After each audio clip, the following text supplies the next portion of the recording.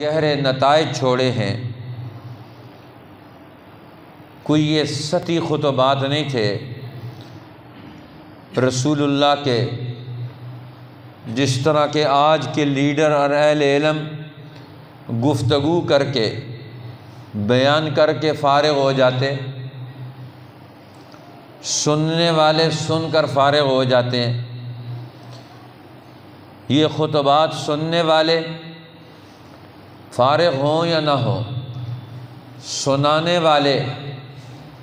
وہ ان خطبات کا پورا پیچھا کرتے ہیں اور ان سے ذہنی طور پر، علمی طور پر، عملی اعتبار سے، مستقبل کی زندگی کی تعمیر اور ترقی کے اعتبار سے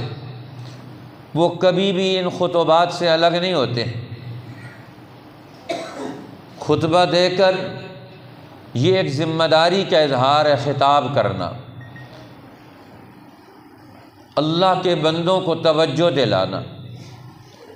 ان کے دل و دماغ پر دستک دینا، علم حق کے لیے، پیغام الہی کے لیے انسانوں کو آمادہ علم و عمل کرنا، ان کی سوئی ہوئی قوتوں کو جگانا، ان کی پستیوں سے انہیں نکالنا، یہ بڑے بڑے عظیم مقاصد ہیں جو انبیاء علیہ السلام کی محنتوں سے، ان کے خطابات سے، اور بالخصوص امام الانبیاء سید الاولین والآخرین، تاجدار انبیاء، شفیع المذنبین، رحمت للعالمین، حضرت مولانا و مولا کل شیء محمد الرسول اللہ صلی اللہ علیہ وسلم کے جو اہم ترین خطبات ہیں وہ تو بڑے گہرے اور بڑے خوب رس اور بڑے نتائج دینے والے۔ آج آپ کے سامنے ہم نے جس خطبہ نبوی کا انتخاب کیا ہے، چھوٹی سی ایک جماعت میں اللہ کے پیغمبر صلی اللہ علیہ وسلم حج کے موسم میں نبوت کے 12ویں سال مدینہ طیبہ سے آنے والے لوگوں کو رابطے میں لے کر ان سے ملاقات کرتے ہیں، ان کو جمع کرتے ہیں مینا کے اندر، ایک وادی میں، ایک گھاٹی میں۔ انصار مدینہ کو آپ نے جمع کیا، رات کی تاریکی میں اکٹھے ہوئے، اللہ کے پیغمبر صلی اللہ علیہ وسلم ان کے پاس خود بنفس نفیس تشریف لے کر گئے، اور آپ کے ساتھ حضرت ابوبکر صدیق بھی ہے، اور پھر آپ کے ساتھ آپ کے چچا حضرت عباس وہ بھی ساتھ ہیں، حالانکہ وہ ابھی تک مسلمان نہیں ہوئے تھے، لیکن اللہ کے پیغمبر کے ساتھ ان دینی اور اجتماعی اور قومی معاملات میں وہ ساتھ دیتے ہیں، رازداری سے ان کے ساتھ رہتے ہیں اور ان کو مفید ترین مشورے بھی دیتے ہیں۔ اب یہ انصار مدینہ سے یہ گفتگو کر رہے ہیں، بات چیت کر رہے ہیں اللہ کے پیغمبر اپنے منصب کے حوالے سے، اپنی ذمہ داریوں کے حوالے سے، اللہ نے جو آپ کو علم دیا ہے، وحی کا پیغام ملا ہے، انسانوں کے لیے ہدایت نامہ ملا ہے، اس کی بنیاد پر ان سے گفتگو کرتے ہیں، ان کو اس کے لیے آمادہ علم و عمل، ان کے لیے یہ راستے واضح کرتے ہیں۔ وہ صحابی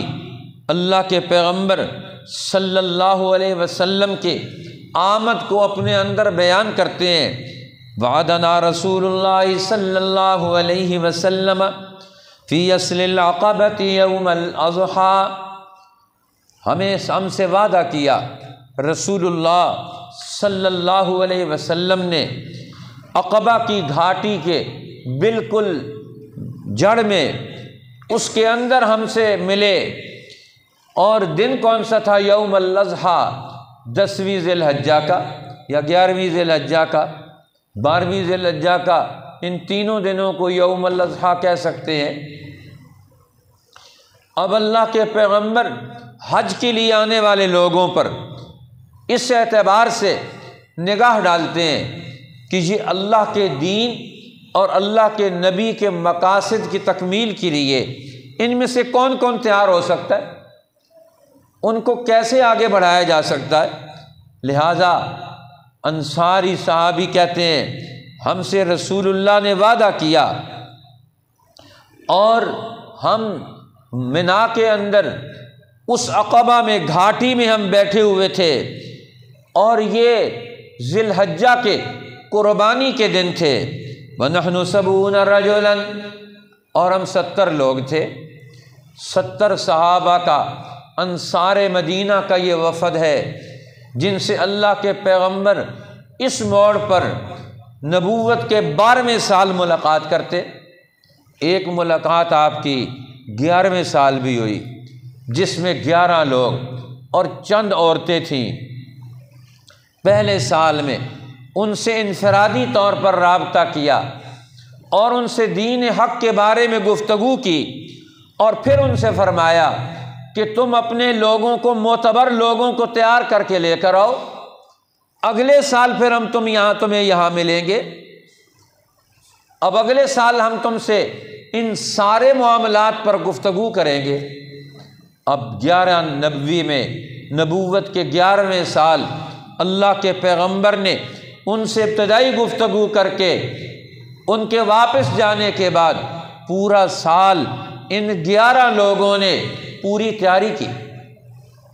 مدینہ کے سربر آوردہ لوگ، سمجھدار لوگ، عقل مند لوگ، باہمت لوگ، باصلاحیت لوگ، ان کا انہوں نے انتخاب کیا انصار کے قبیلوں میں سے، اور ان سے گفتگو کر کے انہیں تیار کر کے لے کر آئے کہ رات کی تنہائیوں میں اب یہاں رسول اللہ سے ملاقات ہو رہی ہے، منا کی گھاٹی میں، وادی میں، عقبہ کے اندر۔ اسی لیے اللہ کے پیغمبر صلی اللہ علیہ وسلم ان سے مل رہے ہیں، اور یہ 70 کے قریب وفد ہے جن میں مرد بھی ہیں، عورتیں بھی ہیں۔ حضرت عقبہ کہتے ہیں انی اصغرہم سنن، میں ان میں عمر کے اعتبار سے سب سے چھوٹا تھا۔ حدیث بیان کرنے والے صحابی وہ کہتے ہیں میں سب سے چھوٹا تھا جو رسول اللہ سے، جو ہمارا وفد ملاقات کے لیے، اللہ کے پیغمبر جس وفد سے ملاقات کے لیے آئے، مکی زندگی کا اگلا مرحلہ اب آگے کیسے شروع کیا جائے گا، اعلان نبوت کے بعد سے لے کر اب یہ نبوت کے سارے کاموں کو مرحلہ وار کامیابیوں تک کیسے پہنچایا جائے گا۔ دین حق دنیا میں ہمیں عمل کی دعوت ہے، زندگی کے میدانوں میں کامیابی کے اصولوں کو اختیار کر کے کامیاب دنیا سے زندگی گزار کر جانے کی تلقین کرتا ہے۔ مسلمان یہ شکست قبول کر لے، ناکامیوں کو قبول کر لے، یہ بزدلی کو قبول کر لے، یہ بے ہمت ہو جائے، یہ اپنے آپ کو دشمنوں کے سامنے پیش کر دے، جو وہ مرضی کرتے رہیں، جو مرضی باتیں سکھاتے رہیں، جو مرضی وہ عمل کرتے رہیں، کیوں ان کو چھوڑ دیا جائے؟ اللہ کے پیغمبر اعلان نبوت سے لے کر آخری دن تک مسلسل محنت اور جدوجہد کرتے ہیں، مسلسل محنت اور جدوجہد کر کے دین حق کی ایک ایک چیز کو لے کر علمی اور عملی اعتبار سے جس جس چیز کا تقاضا تھا اس کو پورا کر کے دکھایا، کسی میدان میں پیچھے نہیں ہٹے۔ اب حضرت عقبہ کہتے ہیں انی اصغرہم سنن، میں سب سے چھوٹا تھا، لیکن چھوٹا ہونے کے باوجود انہوں نے پورا نقشہ ذہن نشین کر لیا، کون آ رہا ہے، کون کون بیٹھا ہوا ہے، کیا گفتگو ہو رہی ہے، اور اللہ کے پیغمبر ہمارے پاس تشریف لائے۔ فاتانا رسول اللہ صلی اللہ علیہ وسلم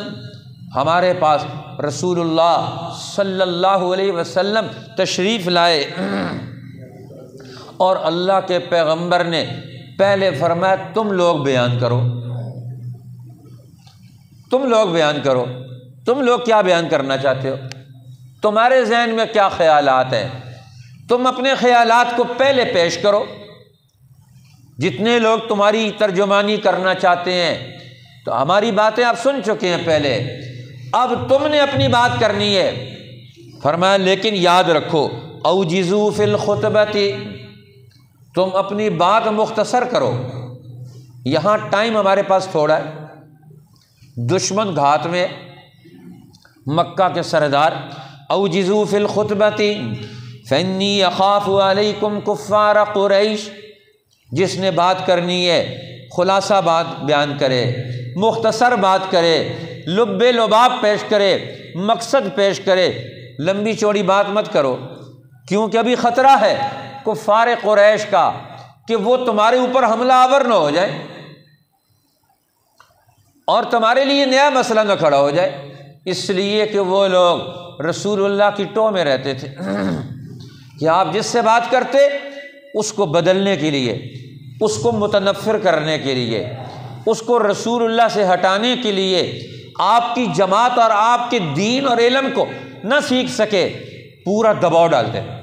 پروپیگنڈا کرتے تھے، آپ سے دور رکھتے تھے، اور جو قریب بھی آ جاتا کسی وجہ سے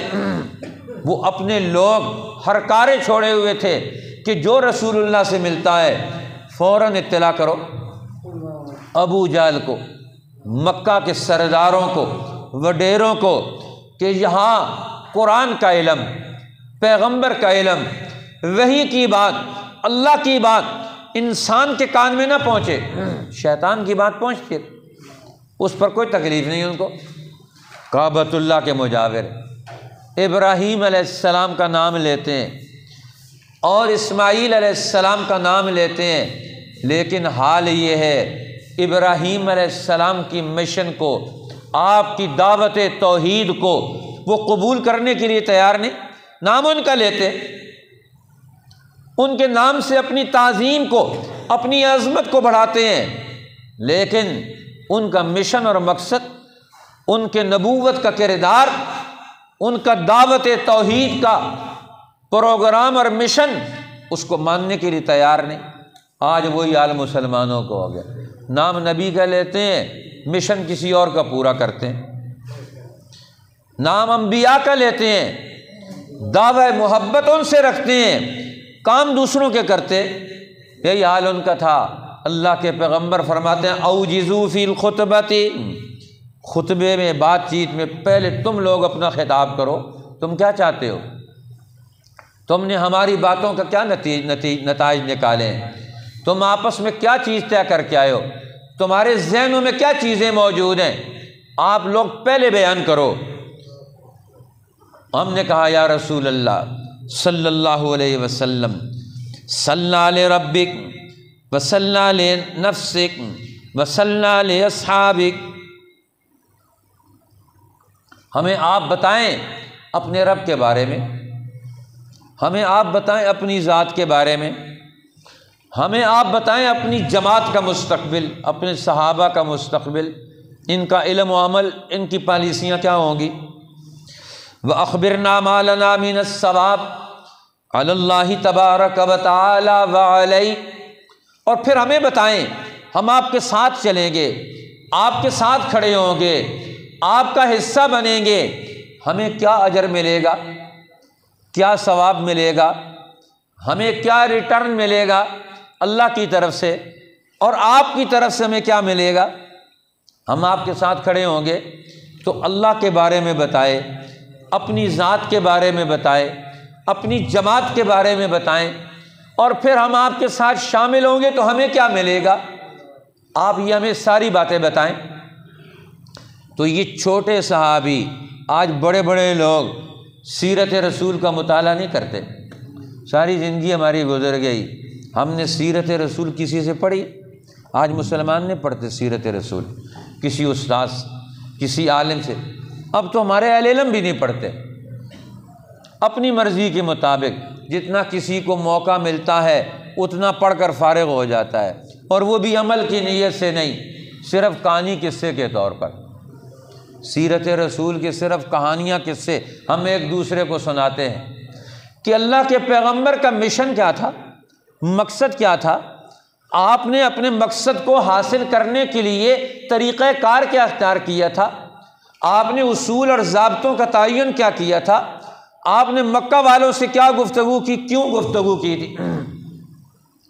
اب یہاں مکہ میں دائرہ آپ کا تنگ ہو گیا، آپ نے اپنا دائرہ خود وسیع کر لیا، مکہ والوں نے آپ کا دائرہ تنگ کر دیا، مکہ والوں میں سے کسی کے ساتھ گفتگو کریں گے اس پر دباؤ۔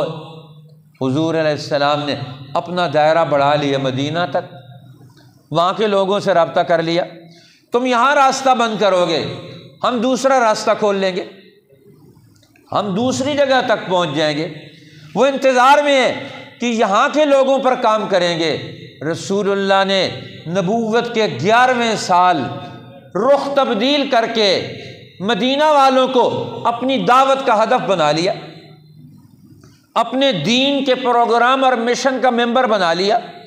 کہ اب وہاں سے آواز اٹھے گی، تم یہاں مکہ میں ہماری آواز دبانا چاہتے ہو، اب یہ آواز اب یہ حجاز کے دوسرے علاقوں سے اٹھے گی، اب دوسرے گھروں سے بھی اٹھے گی، اب دوسرے علاقے بھی یہ بھی گواہی دیں گے، وہاں بھی دین حق کے پرستار پیدا ہوں گے۔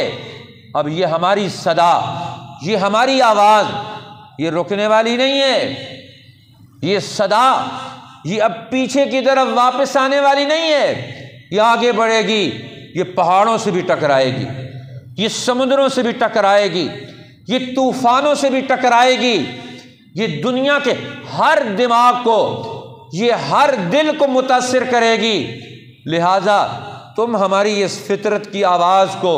علم حق کو کیسے روک سکتے ہو؟ حضور علیہ السلام نے مدینہ والوں کا انتخاب کر لیا، اور وہ لوگ پہلے سے تیار بیٹھے ہوئے تھے، وہ اپنے حالات میں گفتگو کرتے، ہر قوم اپنی قومی زندگی کے حوالے سے گفتگو کرتی کہ ہمارا مستقبل کیا ہوگا، آج ہمارے یہاں لڑائیاں کیوں ہیں۔ اب انصار مدینہ، ان کے ہاں 40 سال سے آپس میں جنگیں ہو رہی تھیں، آپس میں جنگ کر کر کے تھکے ہوئے تھے، قربانیاں دے دے کر تھکے ہوئے تھے، مال خرچ کر کر کے تھکے ہوئے تھے، اب تلاش کر رہے تھے کوئی راستہ ملے ہمیں، ہم دوبارہ اکٹھے کیسے ہو جائیں، ہم یہ لڑائیوں کے دور سے کیسے نکلیں، یہ جو ہمارے یہاں جہالت ہے، بدبختی ہے ہماری، ہم اس سے کیسے نکلیں۔ اب انصار کے عقل مند لوگ یہ سوچ رہے تھے کہ ہم کیسے یہاں سے نکلیں گے، ان حالات سے ہم کیسے اپنے آپ کو یہاں سے نکالیں گے۔ اب وہ اپنی جگہ پر سوچ رہے تھے کہ یہ ہمارے قبائل یہ آپس میں لڑ لڑ کے مر جائیں گے، ہم کیوں ان لڑائیوں میں پھنسے ہوئے جن کا نتیجہ کوئی نہیں، بے مقصد لڑائی لڑنا، بے مقصد ایک دوسرے کی دشمنیاں کرنا، بے مقصد ایک دوسرے کا مال خرچ کروانا۔ آج پوری امت کا کیا حال ہے، سب کا مال بے مقصد خرچ ہوتا ہے، نتیجہ کچھ بھی نہیں آتا کسی کے ہاتھ میں، 40 سال مقدمے کر کر کے آخر میں کچھ بھی نہیں ملتا، الٹا جان بھی جاتی ہے، وقت بھی جاتا ہے، پیسہ بھی جاتا ہے، آپس میں دوریاں بھی پیدا ہوتی ہیں، نفرتیں بھی پیدا ہوتی ہیں، لیکن مسئلے کو سلجھانے والا کوئی نہیں ہے۔ وہ سوچ رہے تھے کوئی سلجھانے والا مل جائے، ہمارا راستہ دکھانے والا کوئی مل جائے۔ اب وہ کہتے تھے کدھر جائیں گے اب، لیکن یہود سے سنتے تھے کہ آخری نبی آنے والے ہیں جن کا علم بھی کامل، جو نبیوں کے سلسلے کے آخری کڑی ہوں گے، اور وہ ان سے کہتے تھے ہم ان سے مل کر پوری دنیا کو فتح کریں گے اور تمہارے اوپر بھی غلبہ پائیں گے، اور ہمارا اگلا دور ہوگا، آخری نبی آنے والے ہیں اور ہم ان کے پیغام اور مشن کو لے کر ان کا حصہ بن کر آگے بڑھیں گے۔ اب یہود تو خیال ہی کر رہے تھے کہ آخری نبی آئے گا اور ہم اس کی بات مانیں گے، اور اس کی بات مان کر اس کا حصہ بن کر ہم پوری دنیا پر فتح پائیں گے۔ انصار کو یہود کی یہ بات معلوم تھی، جب انہیں پتہ چلا کہ یہ نبی آخر الزمان وہ یہود کے اندر تو نہیں، وہ تو عرب کے اندر سے اٹھائے،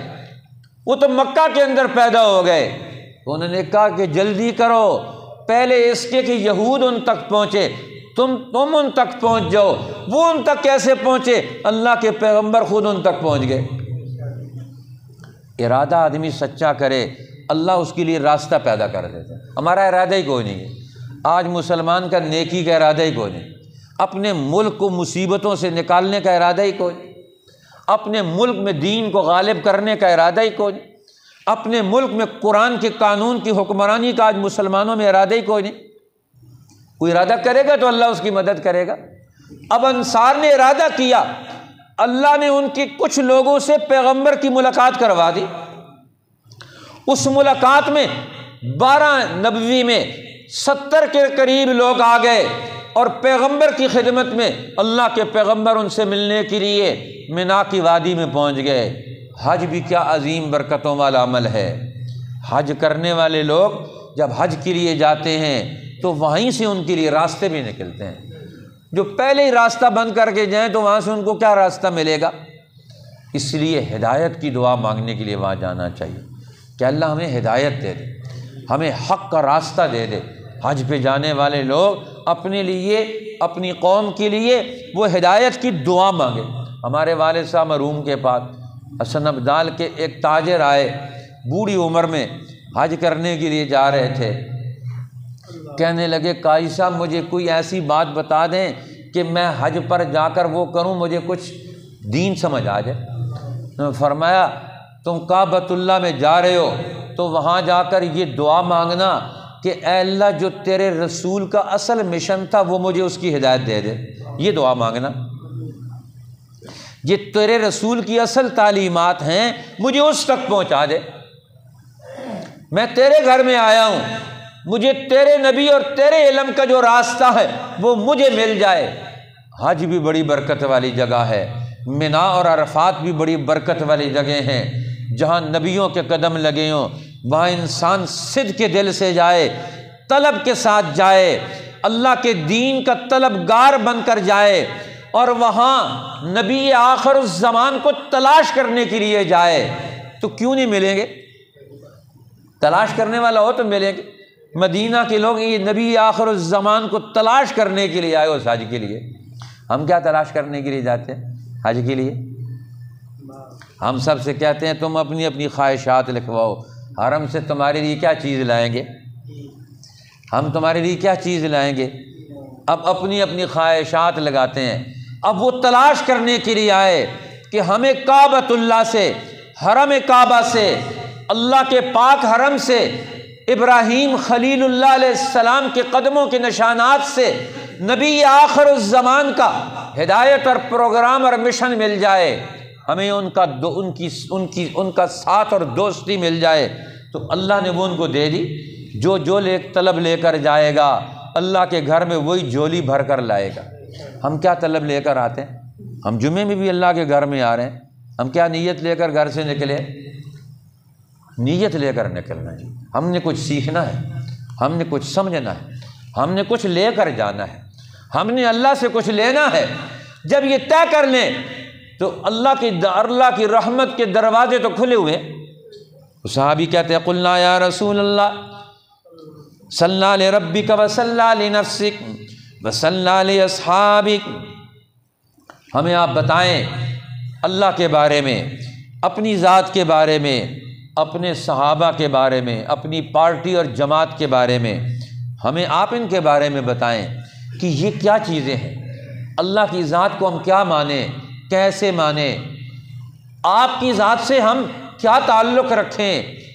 کیونکہ ہمیں تو پتہ نہیں نبی آخر الزمان کی شان کیا ہے، آپ کا مقام کیا ہے، آپ کا مرتبہ کیا ہے، آپ کا پیغام کیا ہے، آپ کی مجلس میں آئیں تو ہم کیا لینے کے لیے آئیں، آپ کے ہاتھ پر ہاتھ دیں تو کس مقصد کے لیے دیں، یہ ساری باتیں آپ ہی ہمیں بتائیں گے۔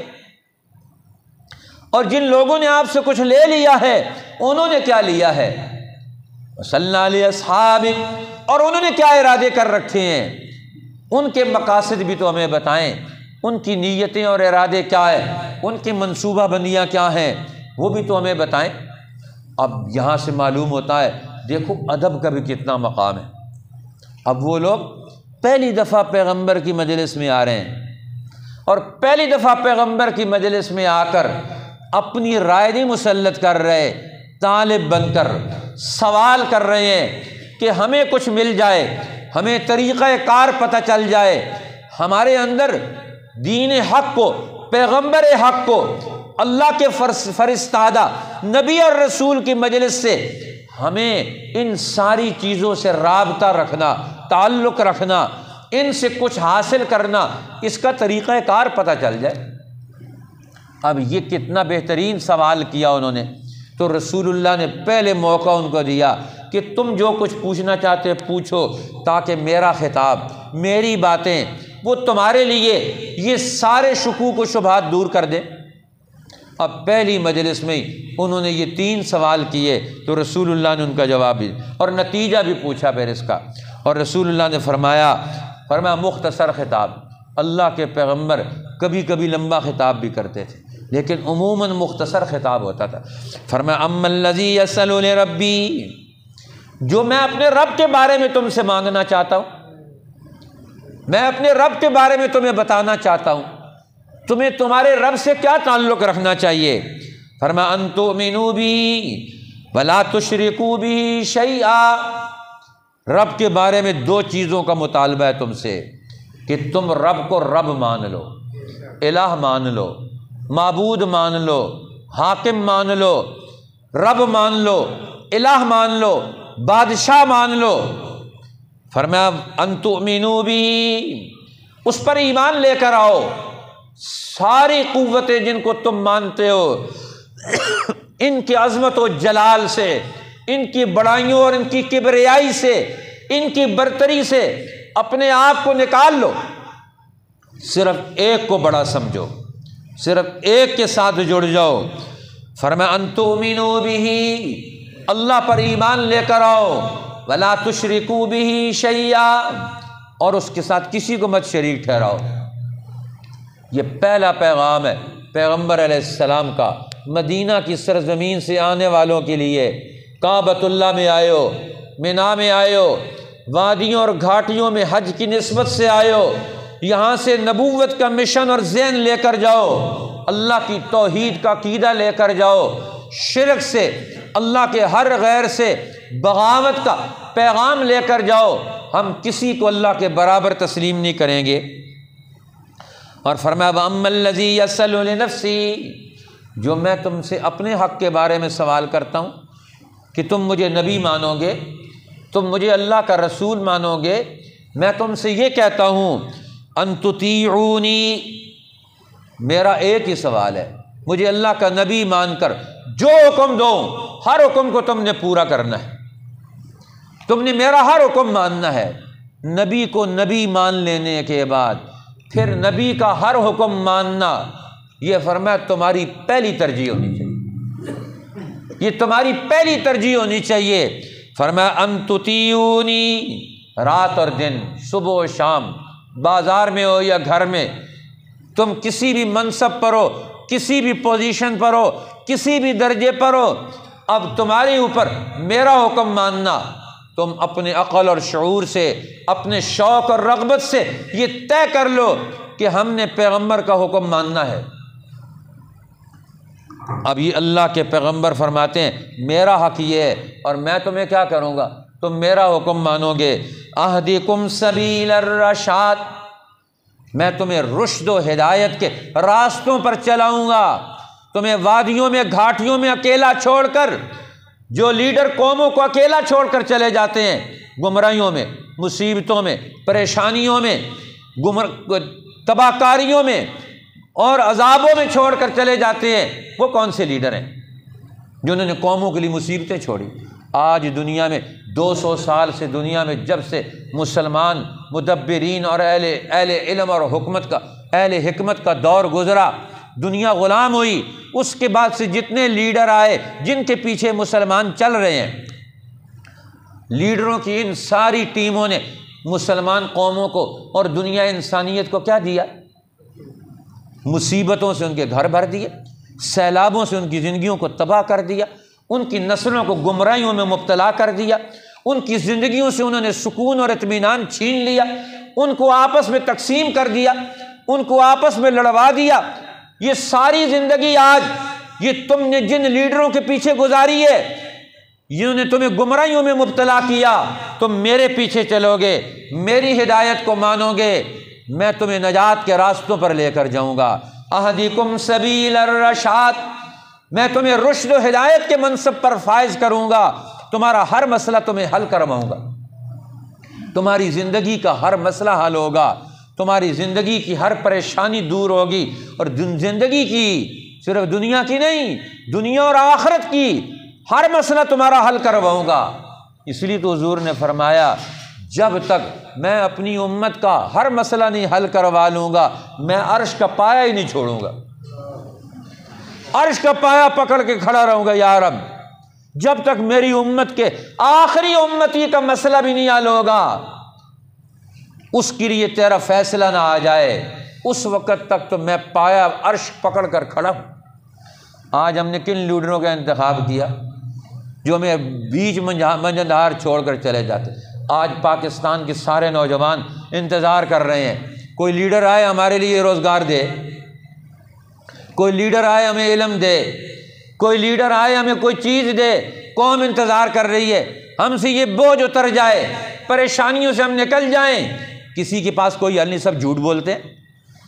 اللہ کے پیغمبر فرماتے ہیں تم میرا حکم مانو، میری جماعت اور دین حق کا حصہ بنو۔ اہدیکم سبیل الرشاد، میں تمہیں ہدایت اور رشد کے راستے پر لے کر چلوں گا، تمہیں کہیں بھی اکیلا نہیں چھوڑوں گا۔ جہاں تمہیں ضرورت پیش آئے گی وہیں تم محمد الرسول اللہ کو پاؤ گے، جہاں تمہیں ضرورت پیش آئے گی میرا نمائندہ تمہیں وہاں ملے گا، جہاں تمہیں ضرورت پیش آئے گی میری امت کو، میری امت کے اندر سے میرے علم کے نمائندے تمہیں کبھی اکیلا نہیں چھوڑیں گے۔ اہدیکم سبیل الرشاد، میں اپنی اس پوری جماعت کے ذریعے سے قیامت تک زندہ رہوں گا۔ اور رہ گیا مسئلہ وَأَسْأَلُكُمْ لِي وَلِأَصْحَابِي، اور میں اپنے لیے اور اپنی جماعت کے لیے تم سے کیا مانگتا ہوں؟ أَن تُوَاسُونَا، تم ہمارے خیر خواہ بن جاؤ، ہمارے غم کے شریک بن جاؤ، ہم تمہارے غم کے شریک بن جائیں، تم ہمارے غم کے شریک بن جاؤ۔ آج کوئی کسی کے غم کا شریک نہیں ہے۔ رسول اللہ پہلا پیغام، پہلا سبق دے رہے ہیں مدینہ سے آنے والوں کو اس مختصر سے خطاب میں، اسألکم لی ولاصحابی ان تواسونا، تم ہمارے غم کے شریک بن جاؤ۔ ہمارے دل میں کیا غم ہے، ہمارے دل میں کیا فکر ہے، ہمارے دل کا منصوبہ کیا ہے، ہمارے شریک غم بن جاؤ، ہمارے ساتھ کھڑے ہو جاؤ، ہمارے مددگار بن جاؤ۔ فی ذات ایدیکم، اپنی ساری قوتوں کو تم ہمارے ساتھ شامل کر لو اور ہمارے غم کے اور ہمارے عمل کے شریک بن جاؤ۔ اب ہم ایک ہو کر دنیا میں آگے بڑھیں گے، مکہ کی قوت، مدینہ کی قوت، ایک ہو کر ہم آگے بڑھیں گے۔ فی ذات ایدیکم، ہمارے ہاتھ اور تمہارے ہاتھ، اب ایک ہو کر دنیا میں آگے بڑھیں گے۔ میں تم سے یہ کہتا ہوں وَأَن تَمْنَعُونَا، تم ہماری حفاظت بھی کرو گے، ہمارے لیے دشمنوں کے مقابلے میں بھی کھڑے ہوگے، رکاوٹ بھی بنو گے۔ جو مصیبت ہم پر آئے ہم تمہارے ساتھ مل کر، تم ہمارے ساتھ مل کر ہر اس مصیبت کا مقابلہ کریں گے، مل جل کر۔ مما منعتم من انفسکم، جس طرح تم اپنا جان، اپنی جان، اپنا مال اپنے دفاع اور حفاظت پر خرچ کرتے تھے، تم ہماری حفاظت کے لیے ہمارے ساتھ کھڑے ہونے کے لیے تیار ہو جاؤ، ہم تمہارا پورا مستقبل تعمیر کر دیں گے۔ فرمایا فَإِذَا فَعَلْتُمْ ذَلِكَ، اگر تم نے یہ سارا ہمارا پورا پروگرام مان لیا، یہ سب تم کر لیا، فَلَكُمْ عَلَى اللَّهِ الْجَنَّةُ، اللہ تمہیں جنت کی کامیابیوں سے نوازے گا، اور میں اس کی ضمانت دیتا ہوں۔ دے گا اللہ، ضمانت محمد الرسول اللہ کی ہوگی، میں اپنی ضمانت پر تمہیں جنت میں داخل کروں گا۔ جو اس دین کے ساتھ لگے گا، جو پیغمبر کے مشن کے ساتھ جڑے گا، اللہ اس کو انعام دے گا، ضمانت محمد الرسول اللہ کی ہوگی۔ فرمایا صحابی کہتے ہیں حضرت عقبہ میں تو چھوٹا تھا، ہم نے فمددنا ایدینا، ہم نے اپنے ہاتھ بڑھائے رسول اللہ کے ہاتھ پر، اس تقریر کے بعد معاہدہ کر کے ہم اس کو عملی جامہ پہنائیں گے۔ یہ ہے سیرت رسول، اللہ کے پیغمبر خطاب کر رہے ہیں، چھوٹی سی جماعت ہے، 70 لوگ منا کی گھاٹی میں ہے، مدینہ کے لوگ ہیں، اور پورے قیامت تک کے لیے مستقبل کا نقشہ تیار ہو گیا دین کی حفاظت کا۔ آج ہم نے کون سا نقشہ تیار کیا؟ کس کے ساتھ مل کر تیار کیا؟ کون تیار کر رہا ہے؟ کچھ پتہ نہیں۔ دشمن دین مٹانے کے لیے، قوموں کو تباہ کرنے کے لیے ساری منصوبہ بندی کرتا ہے، اور دین کے ماننے والے خواب خرگوش میں مبتلا ہے۔ اللہ ہمیں رسول اللہ کے اس مشن کا وارث بنا دے۔ وآخر دعوانا الحمدللہ رب العالمین۔